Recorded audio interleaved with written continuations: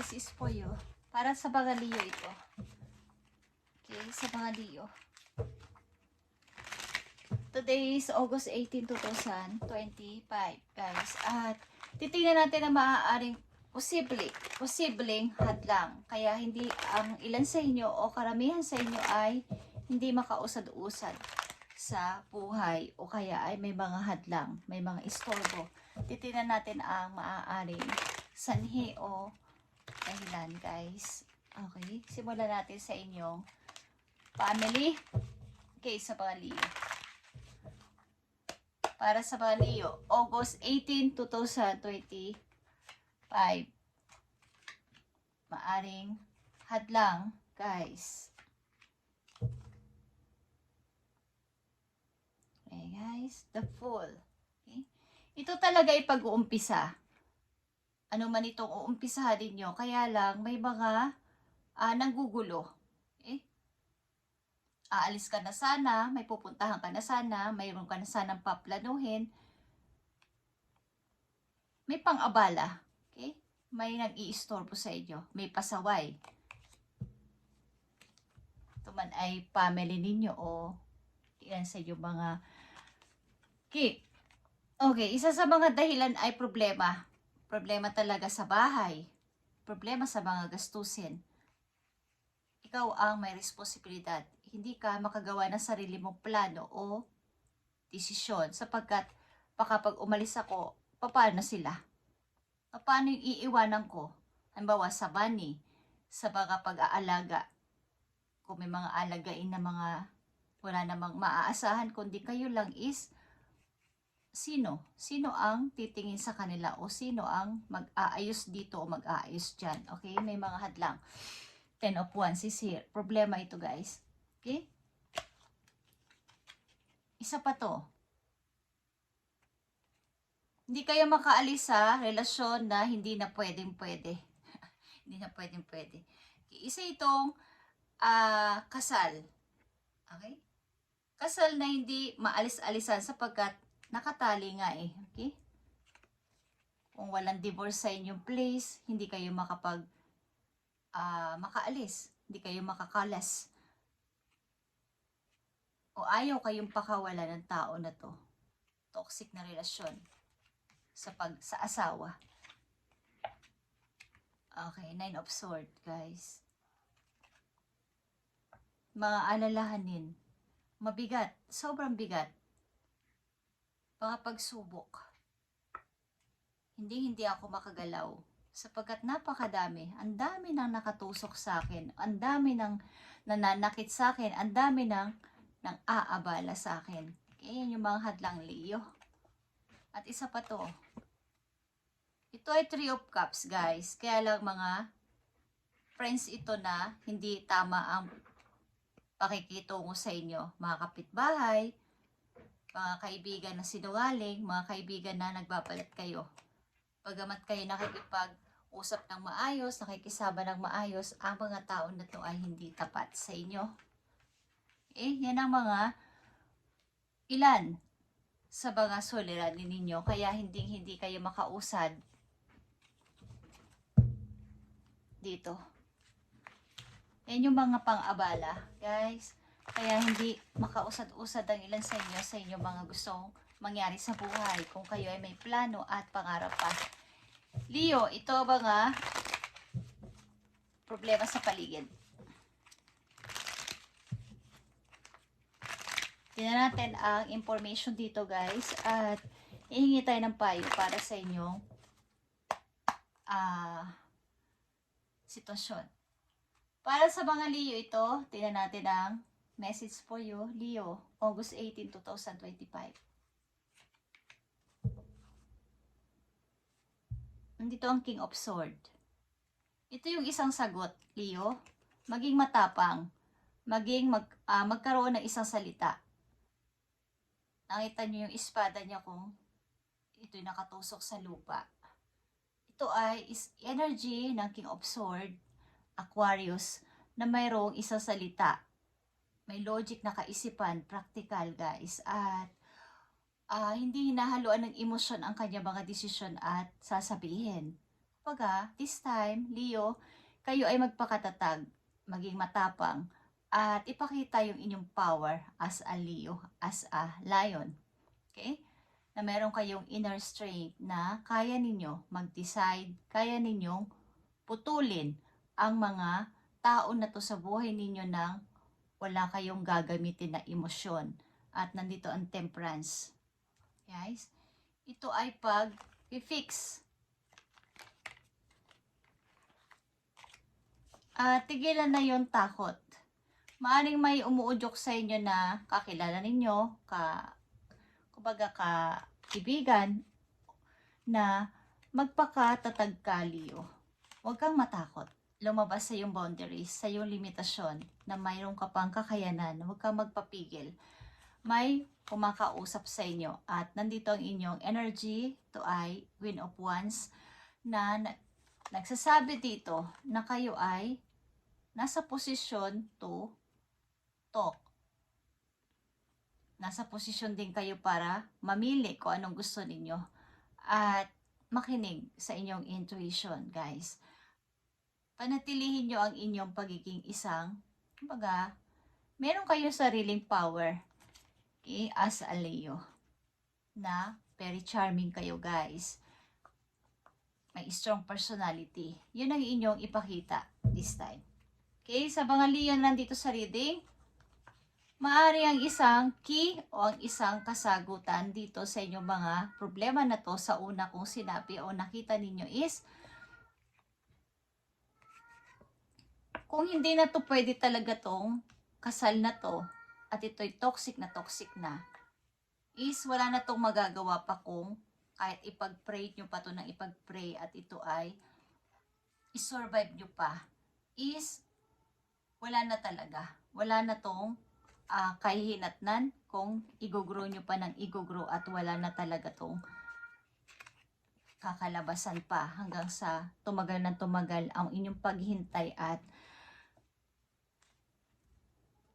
pagpapasensya dito. Maaring pilit at pilit nyo itong binubuhay o sinasabi na baka mag-grow pa to, itong relasyon na to, sapagkat ito ay marriage. But siguro meron kayong option. Ilan sa inyo may option o merong pinagpipilian na kung aalis na ako dito o dito na lang ako mag-i-stay hanggang buhay, hanggang sa huling sandali namin is andito na kami. Hindi na ako aalis dito sa marriage na to. But nasa sa inyo ang desisyon na yan. Okay guys? Kaya ito ay isang guide at message for you kung ano yung nasa isip ninyo at dapat ninyong sundin. Nandito yung Knight of Cups, guys. Yung pagpaplano nyo sana na pag-alis, yung kung may mga plano kayo na dapat ninyong gawin is nauudot-udot sapagkat marami talaga kayong kinoconsider sa paligid. Nadadala ng inyong, yung emosyon ninyo. Naantala dahil may mga kailangan kita dito, Leo. Tulungan mo ako doon, Leo. Bigyan mo ko ng favor dito, huwag ka munang aalis o huwag ka munang magdedesisyon sapagkat meron pa tayong dapat na ayusin. May mga ganitong klase nangyayari. At nandito yung 5 of Swords, guys. Yung pagpipigil at pag-ignore sa mga drama ng tao sa paligid. Yung pagbababa ng halimbawa, hindi nyo na ipagpipilitan ng inyong pride. Kahit ako na lang ang mag-sacrifice para kayo ay matigil. Okay? May ilang mga Leo na nagpapasensya na lang at nagpapaubaya na lang sapagkat tama na, sobra na. Wala na ako pang wala na akong lakas pa para kayo ay pagsalitaan pa. Kumbaga, kayo na ang nanalo. Bagamat ako yung tama, is bahala na kayo. Yung pag-ignore sa mga drama ng iba is dapat ditong gawin, guys. Okay. At nandito ang Hangman. Yung pag-i-start na alamin ang paligid at makiramdam sa paligid kung sino at ano yung dapat kong pakisamahan at importanteng tao at importanteng bagay lang. Yung pakikiramdam muna. Marilan sa inyo dito ay nag-iisip-isip na ano ba talaga yung dapat kong pagdesisyonan dito. Dahil kahit anong gawin ko dito ay may manghadlang. Hindi ako start ko anong dapat kong umpisahan para ako ay umunlad naman sa sarili. Kung ang ilan sa inyo ay nandito sa unang message dito na kayo ay naka-stuck sa sitwasyon na hindi na talaga okay na kasal or pagsasama. At sa mga tao sa paligid na madadrama. At mga responsibilidad na hindi matapos-tapos. Kumbaga ay, kayo lang yung bigay ng tulong, pampinansyal at kung ano-ano pa sa loob ng inyong tahanan, pero hindi naman natatapos. Walang nagiging, kumbaga sa isang building, pag nagpapagawa is may nangungurakot. Okay, hindi matapos-tapos ang aking plinano, ang aking inuutos sa inyo sapagkat mayroong hindi honest sa loob ng inyong bahay o sa inyong mga inuutusan o sa inyong mga pinapakiusapan. Okay. So yan ang maaaring mga hadlang sa inyong mga pag-unlad sa buhay sa mga Leo na nandito sa reading today, August 18, 2025. Message for Leo. Message for Leo or advice for Leo. Tingnan natin. For Leo. Andito ang coyote or playfulness, guys. This is a reminder to not take things too seriously and bring more balance between wisdom and playfulness. You might need to lighten up about a matter that has been on your mind for a while. Okay. Kumbaga ito ay, sa ibang Leo ay sobrang big deal sapagkat ito ay about sa kailang life, sa kailang kinabukasan. Nag-iisip sila kung ano ba talaga ang mangyayari sa akin kung naka-stuck ako dito, kung tuloy-tuloy ako dito. So ang payo sa inyo dito ay i-balance ang lahat ng ito. Kung ito man ay big deal sa inyo, bagay na to o hindi nyo siniseryoso ay isipin pa rin yung inyong kapakanan at paminsan-minsan magkaroon ng break sa sarili, mag-aliw-aliw sa sarili ba? Kasi kayo ay nandito. Ilan sa inyo is nasa 9 of Swords. Mabigat ang pakiramdam dahil sa mga tao dito sa inyong paligid. May mga bad energy, okay? Sa paligid. At i-balance ang inyong sarili between wisdom and playfulness. Bagamat kayo ay may kaalaman about sa inyong sitwasyon, is magkaroon pa rin ng time at break sa sarili na mag-aliw-aliw. Bawa bukas, kayo ay maglakad-lakad, mamasyal, or i-treat ang sarili. Kahit sa anong bagay na kayo ay maaaliw or magkakaroon ng peace of mind, is magkaroon ng time. Kumbaga, for a while lang, kahit na saglit. Hindi naman, kung kayo busy, hindi naman palagi. Saglit lang is magkaroon kayo ng break sa sarili. Okay. Message for Leo sa kanyang sitwasyon na ito. Bigyan mo sila ng message. Angels from heaven. Sa mga Leo, August 18, 2025 sa mga Leo. Okay. Para sa mga Leo ito at mabigat ang inyong dinadanas. Kumbaga, dito rin sa circle of friends, bagamat hindi naman kayo karamihan ang friends, meron pa rin mga kaibigan na hindi naaayon sa inyo. Against sa inyong mga galaw, sa inyong pananamit, sa inyong mga ginagawa, style sa buhay, style ng pakikitungo sa ibang tao is may hindi kayo nakatingin, nakairap siya. Naka-smid ba? Okay, Leo, this is for you. Okay, andito ang wondrous universe. Walk in a beauty. Okay? Panatilihin mo ikaw ay maganda, pogi, at kaaya-aya. Ikaw ay maaaring magta-travel someday o nasa travel ka na. Ikaw ay titignan mo ang iba't ibang bansa or gusto mong makita ang ibang lugar, ibang bansa. Kumbaga malaman kung ano pa ba ang mayroon dun sa bansa na yon, kung ano. Kayo ay maaaring maglalakbay.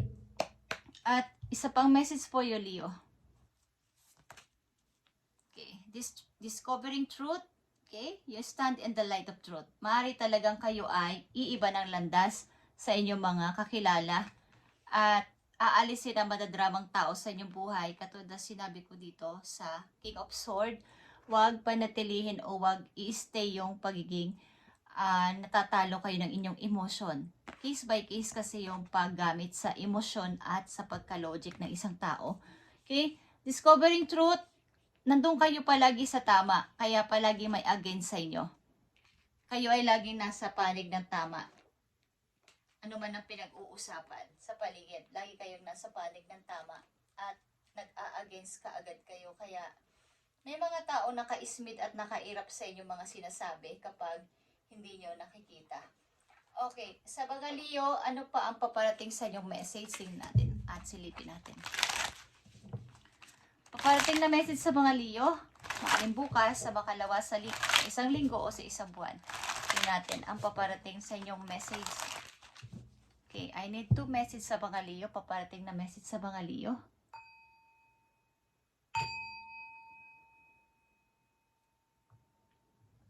Paparating na message sa mga Leo. Ibigay mo ang tamang message sa mga Leo. Paparating na message sa mga Leo.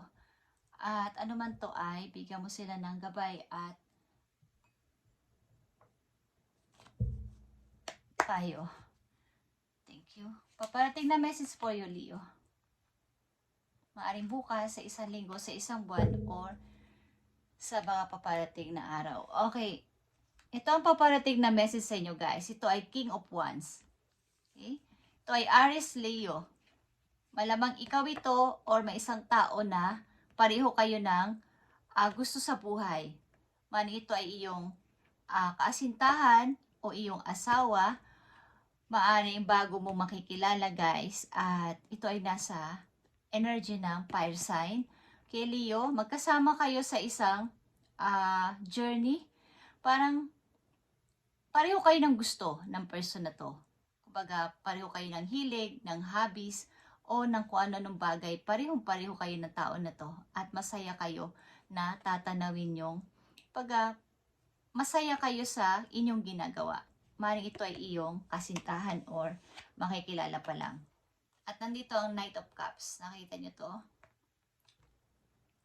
Ang ilang Leo dito ay babalik sa pag-aaral. Ang ilan sa inyo ay nagpaplanong mag-training o something na i-train ang sarili sa isang bagay na inyong hindi natapos. Katulad ng mga pag-grow sa sarili nyo pa. Okay, kung kayo ay naudlot sa pag-aaral or kayo ay mayroong gusto pang i-train sa sarili para lumago pa is gawin nyo, guys, sapagkat nandito ang The High Priestess. Okay? About ito sa inyong knowledge. At maaaring sa susunod ding araw ay may mga iba't ibang paparating sa inyo na balita. Ito man ay good or bad is kayo ay may konting magugulat-gulat sapagkat ito ay biglaan. Okay. At may mga good news na paparating. Mas marami yung good news na paparating sa inyo at magaganda. Okay? Ang ilan sa inyo ay may plano mag-aral ulit o mag-training, something, at bumalik sa school. Kumbaga ay, ito talaga yung gusto nyo mangyari. Yung may mag-grow pa kayo sa inyong gagawin pa sa buhay. Kung kayo ay mga bata pa din is mas magandang i-train nyo ulit ang inyong sarili or more study. At ang taong ito na inyong nakilala o makikilala pa lang ay pareho kayo ng gusto sa buhay, mga hobbies or mga ginagawa. Lalo na yung mga paglalakad or biking, basta sa labas, sa outdoor. Mahilig kayo sa outdoor ng person na to. Thank you, Leo, and God bless sa inyo lahat, guys. At ito ang inyong message today, August 18, 2025. At sa nagse-celebrate o magse-celebrate pa lang ng birthday, happy birthday, Leo. At ngayong August 18, kung sino man kayo na nagse-celebrate ng birthday today, happy birthday. At pagpalain kayo ni God sa inyong mga gagawin at gagawin pa sa buhay, paplanuhin at mga iisipin. Sana ay mas yung inyong isipin ay mas marami yung positive sapagkat yun din ang outcome na paparating. Thank you, Leo, and God bless.